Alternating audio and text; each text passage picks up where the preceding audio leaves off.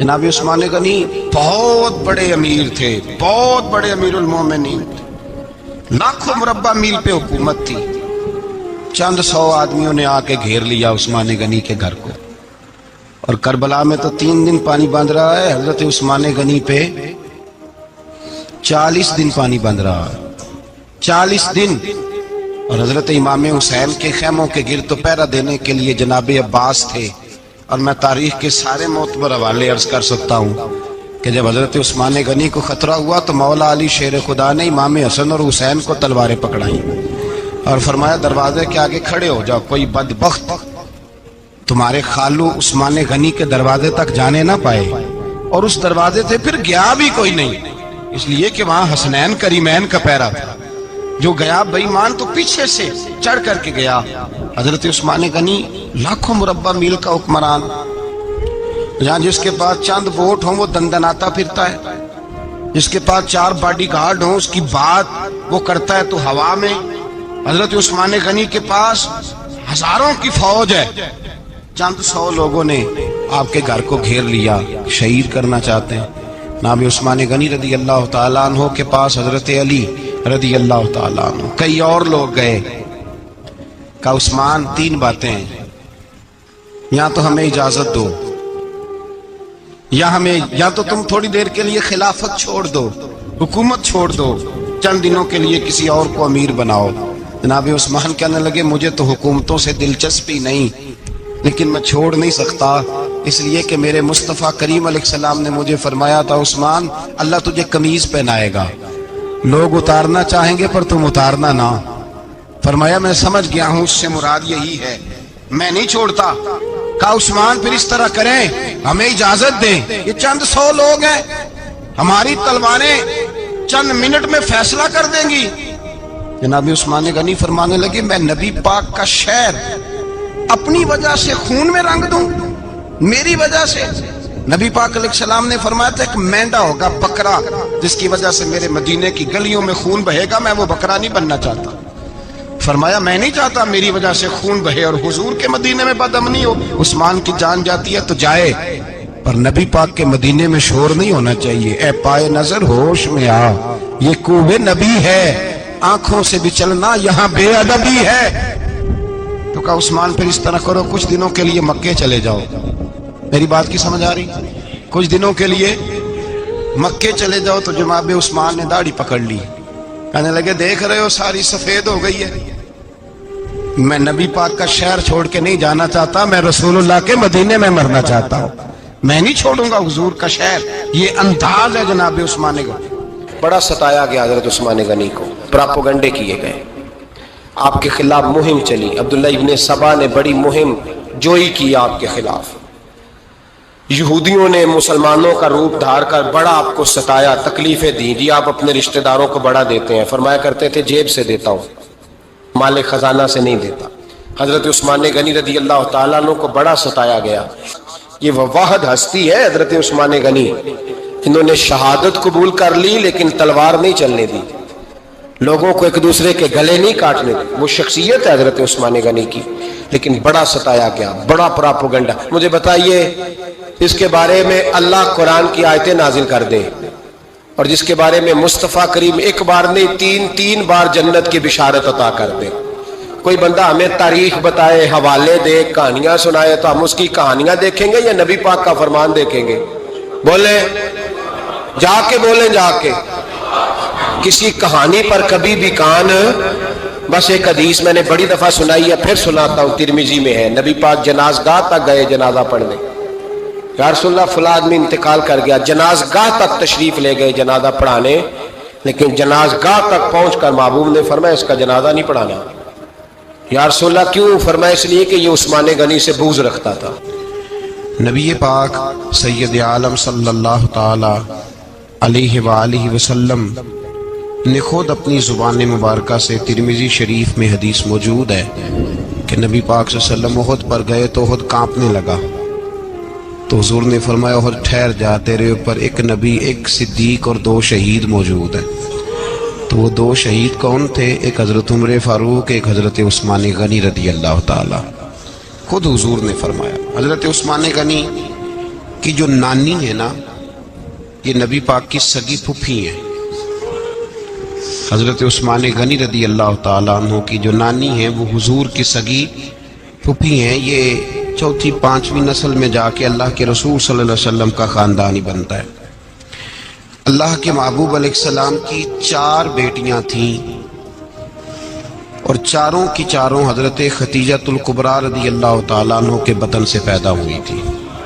4 بیٹیاں. حضور صلی اللہ علیہ وسلم نے پہلے اپنی بیٹی حضرت رقیہ کا نکاح حضرت عثمان غنی رضی اللہ تعالیٰ عنہ کے ساتھ فرمایا. ان کا انتقال ہو گیا تو محبوب نے دوسری صاحبزادی جناب ام کلثوم رضی اللہ تعالیٰ عنہ کا نکاح حضرت عثمان غنی کے ساتھ فرما دیا. 2 شہزادیاں، 2 بیٹیاں. یہ جو کہا جاتا ہے نا عثمان ذوالنورین، عثمان ذوالنورین کا مطلب ہے 2 نوروں والا. 2 کچھ بادشاہ قسم کے لوگ ہیں، بیٹیوں کو نور مانتے ہیں، باپ کو نہیں مانتے. نبی پاک کی دونوں بیٹیوں کو نور مانتے ہیں، لیکن ان کے والد نبی پاک صلی اللہ علیہ وسلم کے بارے میں باتیں گول کر جاتے ہیں. 2 بیٹیاں نکاح میں آئیں تو کیا لقب ہوا؟ عثمان. اور مزے کی بات یہ ہے کہ حضرت عثمان کو ذوالنورین مولا علی شیر خدا کہا کرتے تھے. حضرت علی کہا کرتے تھے عثمان تو ذوالنورین ہے، 2 نوروں والا. بریلی کے امام فرمانے لگے تیری نسل پاک میں ہے بچہ بچہ نور کا، تو ہے نے نور تیرا سب گھرانہ نور کا. اور کہنے لگے نور کی سرکار سے پایا 2 شالہ نور کا، نور کی سرکار سے پایا 2 شالہ نور کا. ہو مبارک تجھ کو ذوالنورین جوڑا نور کا. مبارک دے رہے ہیں دوسری شادی پر، کہتے ہیں ہو مبارک تجھ کو ذوالنورین جوڑا نور کا. تو حضرت عثمان غنی رضی اللہ تعالیٰ عنہ 4 5ویں مسلمان ہیں. حضرت ابوبکر صدیق رضی اللہ تعالیٰ عنہ تاجر تھے، تاجروں سے ان کی دوستی تھی. حضرت عثمان غنی بھی تاجر تھے، تو جناب سیدنا ابوبکر صدیق نے انہیں تبلیغ کی تو وہ مسلمان ہو گئے. جب کلمہ پڑھا تو چچا نے باندھ دیا گھر کے اندر، کئی دن باندھے رکھا، کہنے لگا دین چھوڑنا پڑے گا. تو آپ نے فرمایا وہ تو جگہ ہی ایسی ہے جو ایک دفعہ گیا ہے دوبارہ چھوڑ سکتا ہی نہیں، ہو ہی نہیں سکتا. حضرت عثمان غنی سابقون الاولون میں سے ہیں، ابتدائی لوگوں میں سے. ان کی زندگی کے بڑے حسین واقعات ہیں، آپ جانتے ہیں. میں 2-3 باتیں صرف ان کی حوالے سے عرض کروں گا. ہر آدمی میں ہر صلاحیت ہوتی ہے، لیکن کچھ چیزوں کا غلبہ ہوتا ہے، کچھ چیزوں کا غلبہ ہوتا ہے. حضرت عثمان غنی میں 2-3 چیزوں کا بڑا غلبہ تھا. سخی تھے تو دریا سے بھی زیادہ سخاوت فرماتے تھے. مالاں والے سخی نہیں ہوندے تے سخیاں کل مال نہیں ہوندا. ایتھے اوتھے دوویں جہانی سخی کنگال نہیں ہوندا. حضرت عثمان غنی رضی اللہ تعالیٰ عنہ بہت بڑے سخی تھے، اتنے بڑے تھے کہ غنی کہہ دیا اللہ کے رسول نے. عثمان غنی تھے، ہر وقت ہی سخاوت، ہر وقت ہی سخاوت. اللہ کے رسول صلی اللہ تعالیٰ علیہ وسلم نماز پڑھ کے نکلے، جنت البقیع والی جگہ حضور کو پسند آ گئی. فرمایا کچھ صحابہ آتے ہیں یہاں تو انہیں سواریاں کھڑی کرنے کا مسئلہ ہے. آج کل نہیں مسئلہ ہوتا پارکنگ کا، اس زمانے میں اونٹ گھوڑے باندھنے کے لیے حویلی چاہیے تھی. تو حضور علیہ السلام آ کے بیٹھے تو فرمایا جگہ بڑی اچھی ہے، کبھی مل جائے نا تو صحابہ کو سواریاں باندھنے کے لیے اچھی رہے گی. عثمان پیچھے بیٹھے تھے، وہیں سے گردن جھکائی اور پیچھے سے نکل گئے. حضور نے فرمایا ادھر آؤ، کہاں جا رہے ہو؟ کہا یا رسول اللہ جو جگہ آپ نے کہی ہے میں دیکھنے جا رہا ہوں. تو حضرت عثمان غنی دیکھنے گئے، جب واپس پلٹے تو میرے کریم نے فرمایا عثمان دیکھ آئے ہو، دیکھ آئے ہو، دیکھ آئے ہو.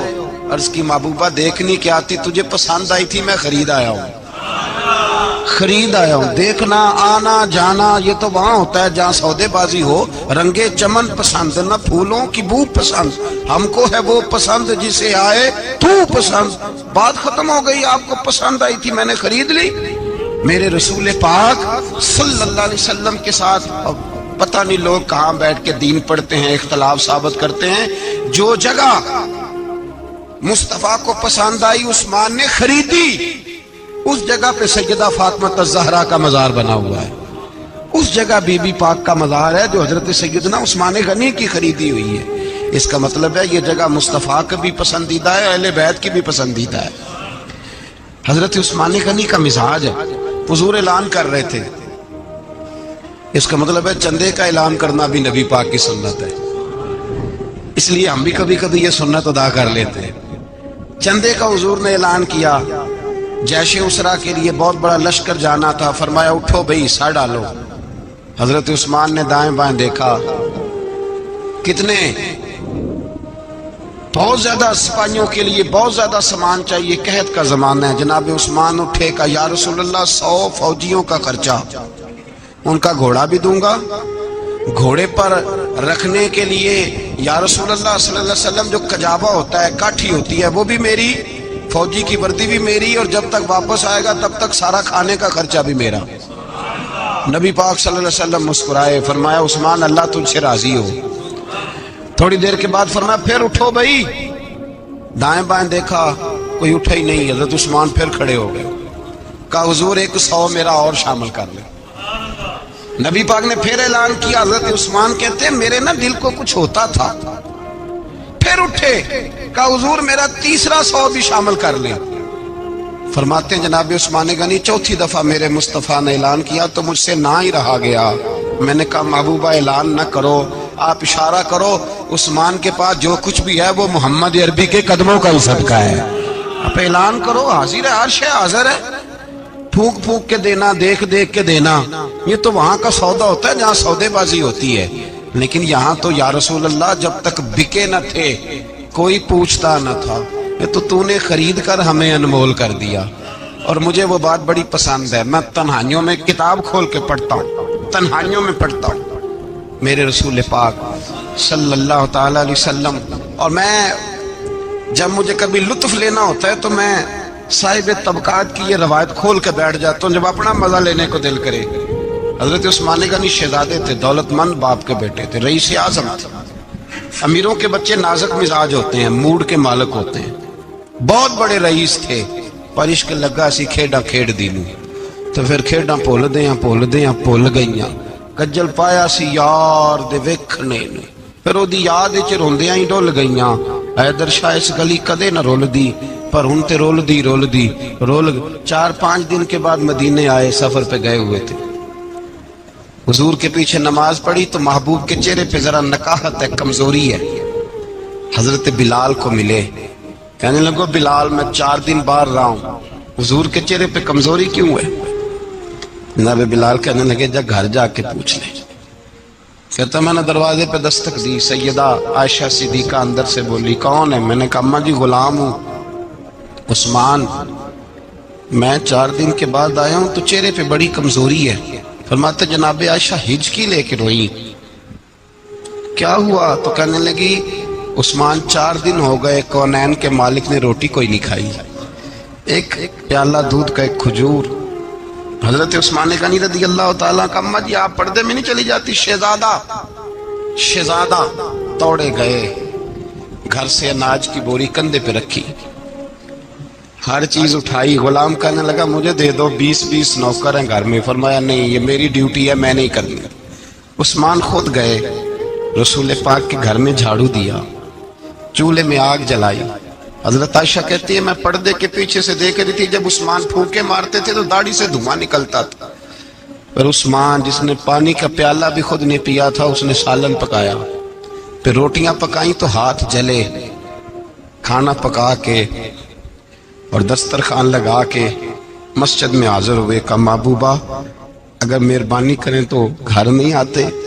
हुजूर तशरीफ लाए और जब पहला लुकमा तन तंदूर हड्डां दा बालन ते असी हावां नाल तपाया, कप कप मुखियां पेड़े कीते, उत्तों इश्क पलेथन लाया, तन दी हांडी मन दा सालन, उत्तों लून सबर दा पाया।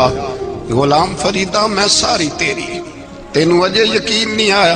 का महबूब यहाँ बैठे तो सही, यहाँ बैठे तो सही। हुजूर तशरीफ फरमा हुए और पहला लुकमा जब नबी पाक ने मुंह में रखा तो उस्मान तड़प के रोए। 600 दिनार नीचे रखे, یا رسول اللہ میں نے دولت کو آگ تو نہیں لگانی اگر تیرے کام نہ آئے. حضور کس کام کی یہ جائیدادیں، کس کام کی؟ اگر آپ کے گھر میں 4 دن کھانا نہ پکے. حضرت عائشہ صدیقہ فرماتی ہیں عثمان تو چلے گئے، یہ کہہ کے تو میرے مصطفیٰ نے پھر ہاتھ اٹھائے اور ایسی دعا دی کہ میں تڑپ اٹھی، میں رونے لگی. حضور نے جھولی اٹھا کے کہا اے اللہ میں عثمان سے راضی ہوں، تو بھی میرے عثمان سے راضی ہو جا. اے اللہ میں راضی ہوں، تو بھی راضی ہو جا. اور بھائی یہ درد، یہ ذوق، یہ مزاج، یہ انداز، یہ حضرت عثمان غنی کو اللہ نے عطا فرمایا. آپ آج لوگ اعتراض کرتے ہیں ہم پہ، کہتے ہیں تم پہلے مدینے بعد میں مکے، زیادہ دن مدینے تھوڑے دن. یہ کیا انداز ہے تمہارا؟ سنو حدیبیہ جس کا ذکر قرآن مجید نے کیا، ید اللہ فوق ایدیہم، پڑھو نا گھر میں جا کے قرآن مجید. حضرت عثمان غنی رضی اللہ تعالیٰ عنہ ساتھ تھے جب نبی پاک صلی اللہ علیہ وسلم 1400 صحابہ کو لے کے عمرے کی نیت سے نکلے. حدیبیہ کی مقام پر کافروں نے روک لیا، کہا عمرہ نہیں کرنے دیں گے. حضرت سیدنا عثمان غنی کو نبی پاک نے سفیر بنا کے بھیجا. جناب عثمان غنی کئی سالوں کے مکے سے بچھڑے تھے، سامنے کعبہ نظر آیا، احرام بندھا ہوا ہے.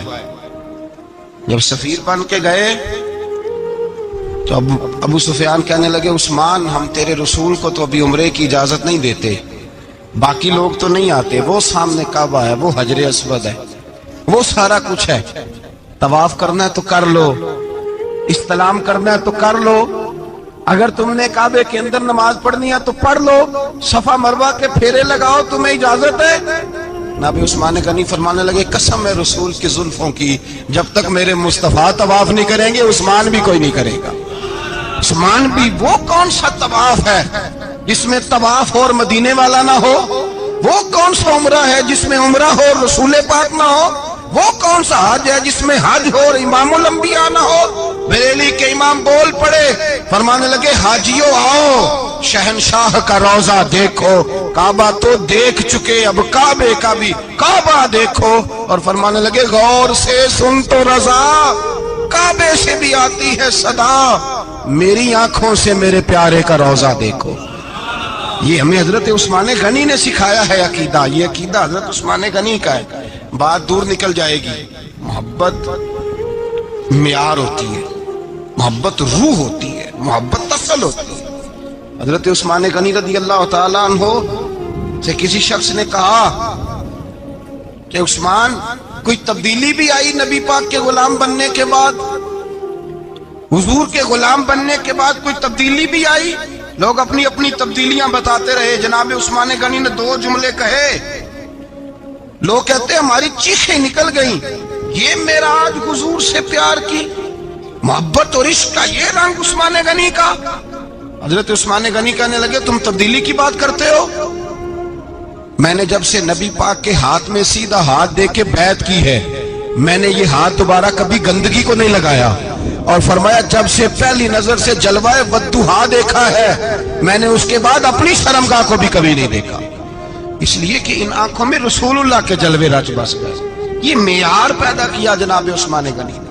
اور مدینہ منورہ سے جو محبت ہے نا مسلمان کی، اس کا اگر اصل رنگ دیکھنا ہو تو جناب عثمان غنی کو زندگی کو دیکھا جائے. اصل رنگ. حضرت سیدنا عثمان غنی با حیا بڑے تھے. کیا بڑے تھے؟ کچھ لوگ بے حیا ہوتے ہیں، کسی کو بھی نہیں چھوڑتے، نہ صحابہ کو، نہ اہل بیت کو، نہ کسی اور کو. عثمان با حیا بڑے تھے. کتنے؟ حضرت عائشہ صدیقہ فرماتی ہیں، مشکات میں مسلم میں موجود ہے، آپ فرماتی ہیں نبی پاک بیٹھے تھے تو حضور کی نا پنڈلی مبارک، مرد کے لیے حکم ہے ناف سے گھٹنے تک چھپا کے رکھے، پنڈلی ننگی ہو بھی جائے نا یہ پنڈلی تو اس کی اجازت ہے شریعت میں مرد کے لیے. فرماتی ہیں اللہ کے محبوب لیٹے ہوئے تھے اور حضور کی طامت پنڈلیوں سے تھوڑی اونچی تھی، تو حضرت ابو بکر صدیق آئے تو نبی پاک نے فرمایا آ جاؤ. حضور لیٹے رہے. ماتی تھوڑی دیر گزری تو حضرت عمر فاروق آئے، حضور اجازت ہے، تو نبی پاک صلی اللہ علیہ وسلم نے فرمایا آ جاؤ. نبی پاک لیٹے رہے. چند لمحے گزرے تو عثمان غنی آ گئے. حضور آ جاؤ. فرمایا 1 منٹ. اللہ کے حبیب اٹھے، طامت مبارک کو سمیٹا، پنڈلیوں کو ڈھانپا، حضور بیٹھے، عثمان آئے، باتیں ہوئی، چلے گئے. حضرت عائشہ کہتی ہے میں پردے کے پیچھے سے دیکھ رہی تھی میں حاضر خدمت ہوئی، کا محبوبہ سمجھ نہیں آئی، آئے ابو بکر بھی ہیں، میرے والد آئے، عمر بھی ہیں، مقام ان کا بھی بڑا ہے، پر عثمان آئے تو آپ نے کپڑا سیدھا کیا، فرمایا عائشہ میں اس سے حیا نہ کروں جس سے اللہ کے فرشتے بھی حیا کرتے ہیں۔ حضرت عثمان غنی رضی اللہ تعالیٰ عنہ اپنے گھر کے اندر ہوتے تو کئی کپڑے لپیٹے رہتے، کئی کپڑے جناب، میں ایک نتیجہ آپ کے سامنے رکھنا چاہتا ہوں، میری طرف دیکھیں، کئی کپڑے لپیٹے رہتے، کپڑوں کے اوپر کپڑے، شرم و حیا کے پیکر۔ جناب عثمان غنی غسل کرتے تو کپڑوں سمیت کرتے، فرماتے نا بھائی مجھے شرم آتی، پیکر شرم و حیا۔ اس کا نتیجہ کیا نکلا؟ حضرت رقیہ رضی اللہ تعالیٰ عنہ کے ساتھ جناب عثمان غنی کا جب نکاح ہوا تو ابھی پردے کی آیتیں نہیں آئی تھی، شرم و حیا کے پیکر تھے، ابھی پردے کا حکم نہیں آیا تھا۔ صحابہ بے دریغ آتے جاتے تھے ایک دوسرے کے گھروں میں۔ اللہ کے محبوب علیہ السلام نے گوشت پکایا تو فرمایا حضرت اسامہ بن زید کو جاؤ عثمان کو بھی دے آؤ۔ جناب اسامہ بن زید فرماتے ہیں میں نے گوشت پکڑا، سالن پکڑا اور ان کے گھر پہنچا، جامع ترمذی میں موجود ہے۔ فرماتے ہیں میں جب اندر داخل ہوا مصطفیٰ کی شہزادی کو دیکھا اور پھر عثمان غنی کو دیکھا۔ فرماتے ہیں جنہیں میں نے دیکھا ایسا جوڑا میں نے کبھی نہیں دیکھا تھا، میں بس ہلکا سا مسکرا کے پلٹ آیا، نہ انہوں نے کچھ پوچھا نہ میں نے کچھ بتایا۔ فرماتے ہیں جب میں مسجد میں داخل ہوا نا، پہلا قدم ہی رکھا تو مصطفیٰ کریم نے فرمایا اسامہ دے آئے ہو سالن؟ میں نے کہا یا رسول اللہ دے آیا ہوں۔ فرمایا ایسا سونا جوڑا پہلے کبھی دیکھا ہے؟ دیکھا ہے کبھی؟ میں نے کہا نہیں حضور میں نے نہیں دیکھا۔ تو میرے مصطفیٰ کریم علیہ، یہ لفظ ترمذی کے نہیں، شاہ ولی اللہ صاحب نے ازالۃ الخفا میں لکھیں، میرے محبوب پاک علیہ السلام نے فرمایا عثمان کی شکل ایک تو جد الانبیاء ابراہیم خلیل اللہ سے ملتی ہے، اور دوسرا فرمایا اگر کسی نے میرے جلوے دیکھنے ہو تو وہ بھی عثمان کے چہرے میں نظر آئیں گے۔ او نوجوانوں پیغام دے رہا ہوں، رزلٹ نکال رہا ہوں، بے حیائی بے شرمی کی گفتگو والے کے چہرے پہ حسن نہیں آتا، تو حیادار بنتا جا، رب تعالیٰ تجھے حسن و جمال عطا فرماتا جائے گا۔ جتنا حیا تیرے اندر ہوگا اتنا نور تیرے مکھڑے پہ ہوگا، جتنی شرم میں تو لپٹا ہوا ہوگا اتنی اللہ تجھے تازگی عطا کرے گا۔ میرے اصحاب فرمایا کرتے جو گند بولتا ہے اس کے چہرے کا حسن سب سے پہلے چھن جاتا ہے، اور فرمایا جو بری باتیں سوچتا ہے جس کی سوچ بری ہوتی ہے سب سے پہلے اس کے چہرے کا حسن بگڑتا ہے۔ اگر چتاتا ہے تازہ رہے، ٹھنڈا رہے، نورانی رہے، تو پھر حضرت عثمان نے تجھے بتایا ہے کہ شرم والا بن کے رہ، اللہ سب سے زیادہ حسن تجھے ہی عطا فرما دے گا۔ زیادہ بولنے والا، زیادہ باتیں کرنے والا، جو منہ میں آیا کہہ گیا، اس آدمی کی نورانیت چلی جاتی ہے۔ اگر لوگ وہ کریموں سے نہیں آتا اور نائی کے پاس بیٹھ کے چہرے پہ روز نیا ڈیزائن نئی لکیر بنوانے سے حسن نہیں آتا، حسن شرم و حیا سے آتا ہے۔ یہ جو ہم عارضی حسن خرید کے لاتے ہیں نا 4 پیسے کا، یہ ماند نہیں پڑتا، یہ تباہ کرتا ہے اور یہ تباہ ہو جاتا ہے۔ کچھ لوگ ایسے ہوتے ہیں، کچھ لوگ جن کے پاس بیٹھنے کو اتنا دل نہیں کرتا جتنا ان کا چہرہ دیکھنے کو دل کرتا ہے۔ ان کے پاس بیٹھنے کو بعضوں کا دل کرتا ہے کہ بس نہ ذرا، اور طبیعت آج میں ہو کے آیا ہوں، عرس تھا حاجی صادق صاحب رحمۃ اللہ علیہ، میں نے ان بزرگوں کو دیکھا ہے، ہم نے نظر بھر کے آنکھوں میں آنکھیں ڈال کے تو بڑا کم دیکھا ہے، ہم چوری دیکھا کرتے تھے، چوری میں ویکھاں تے میرا یار نہ ویکھے، تے جے میں نام ویکھاں تے ہو ویکھے، ہم لوگ چوری دیکھا کرتے تھے۔ میں نے اپنے حضرت صاحب کو بھی شاید ہی کبھی آنکھوں میں آنکھیں ڈال کے دیکھا ہو، تبھی دیکھا ہے جب وہ کسی اور کو دیکھ رہے ہوتے تھے۔ بھائی ان لوگوں کے اندر کا حسن، شرم و حیا، معصومیت بن کے ان کے چہروں پہ نکھر آتا تھا۔ حضرت عثمان غنی کی شرم و حیا نورانیت بن کے ان کے چہرے پہ آ گئی تھی۔ جناب عثمان غنی پیکر شرم و حیا تھے۔ ایک بات کر دوں اور ختم کروں، حضرت عثمان فرمایا کرتے تھے مجھے 3 باتیں بڑی پسند ہیں۔ کتنی؟ سارے بولے ہو کتنی جی؟ کون کون سی؟ فرمایا کرتے تھے بھوکے کو روٹی کھلانا، ننگے کو کپڑا پہنانا، اور تیسرا میرا دل کرتا ہے مجھے اور کوئی کام نہ ہو، قرآن پاک میرے سامنے رہے اور میں سارا دن تلاوت ہی کرتا رہوں۔ 3 باتیں پسند تھی، بھوکے کو کھانا کھلانا، ننگے کو کپڑا پہنانا، اور یعنی روٹیاں بانٹتے رہتے تھے، سوٹ بانٹتے رہتے تھے، یہ مزاج تھا۔ فرماتے تھے میری پسند ہے، اور تیسرا میرا دل کرتا ہے کہ قرآن مجید پڑھا رہے اور میں وہ کنویں کی بات بڑی معروف ہے، میں نے بس اشارہ کرنا ہے، نبی پاک نے بھی اعلان کیا تو بڑا ہی اعلان کر دیا، فرمایا وہ میٹھے پانی کا کنواں ہے، قبضہ یہودی کا ہے، جو بندہ خرید کر وقف کرے گا نا اسے کیا ملے گا؟ تو حضور نے فرمایا میری جیب میں جنت کی ٹکٹ ہے، میں اسے جنت دے دینی، یہ ہے عرض جنت، یہ طیبہ کی زمین ہے، جنت بھی یہی، مال کے جنت بھی یہی ہے، جنت لے لے مجھ سے، لے لے۔ حضرت عثمان غنی گئے، اس کو کہا بھائی کنواں میرے ہاتھ بیچ دے، کنویں کی قیمت تھی 500-700 دینار، تو حضرت عثمان 500-600 دینار کل کنویں کی قیمت تھی۔ جناب عثمان غنی گئے، یہودی کو پتا تھا کہ یہ خریدنا چاہتے ہیں، فرمایا یار یہ کنواں بیچ دو، کہنے لگا نہیں بیچنا، فرمایا قیمت منہ مانگی، کہنے لگا قیمت میری مرضی کی، کہا تمہاری مرضی کی، اپنی اپنی اوقات ہوتی ہے نا قیمت لگانے کی، تمہاری مرضی کی، کہنے لگا میری شرط ہے میں ایک دن کے لیے کنواں دوں گا، ایک دن میں ایک دن آپ، فرمایا یہ بھی منظور ہے، کتنے پیسے؟ اس نے کہا میں 3000 دینار لوں گا، 500-600 کا ہے۔ حضرت عثمان غنی فرمانے لگے تو نے اپنی اوقات کے مطابق 3000 مانگا ہے، میں 40,000 لے کے آیا تھا، اپنی اوقات کے مطابق مانگا، 40,000 دینار میری جیب میں۔ یہودی کہنے لگا عثمان تو تاجر ہے، اور عام تاجر نہیں، عالمی سطح کا تاجر ہے، لوگ تیری تجارت کی مثالیں عرب میں دیتے ہیں، پر 500-600 کا کنواں 40,000، فرمانے لگے مسئلہ کنویں کا نہیں، مسئلہ مصطفیٰ کے فرمان کا ہے، وہ جو حضور کا فرمان پورا کرنا ہے نا اس کے لیے 40,000 تھوڑے ہیں، میرے پاس تھے ہی اتنے جو لے کے آیا ہوں۔ حضرت عثمان نے پیسے چکائے، اس نے کہا ایک دن پانی ملے گا، فرمایا منظور ہے، وہ ایک دن بیچا کرتا تھا پانی، حضرت عثمان نے اعلان کر دیا جو میرا دین ہے نا فری پیو۔ ملا رومی رحمۃ اللہ علیہ فرماتے ہیں کنویں سے سادہ پانی نکل جائے تو تازہ آ جاتا ہے، اور اگر پانی کنویں کے اندر رہے سارا ختم نہ ہو تو باسی ہو جاتا ہے، اس لیے فرمایا کرتے تھے میں اس کنویں سے پانی پیتا ہوں جس میں رش زیادہ ہوتا ہے، اس لیے کہ وہاں سے پانی ختم ہوتا ہے تو تازہ آتا رہتا ہے۔ فرماتے